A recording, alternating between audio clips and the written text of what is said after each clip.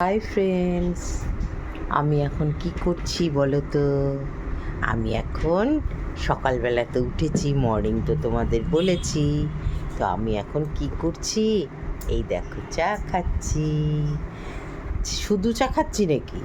শুধু চা খাচ্ছি না, চায়ের সাথে কি খাচ্ছি সেটাও তো তোমাদের দেখাতে হবে। তো দেখো, এই যে কৌটো নিয়ে বসেছি, এই কৌটো একটা বিস্কিট, আবার এই কৌটোর আরেকটা বিস্কিট। এই দেখো, দেখতে পাচ্ছ? দেখতে পাচ্ছ? দেখো, বিস্কিটের প্যাকেট নিয়ে বসেছি।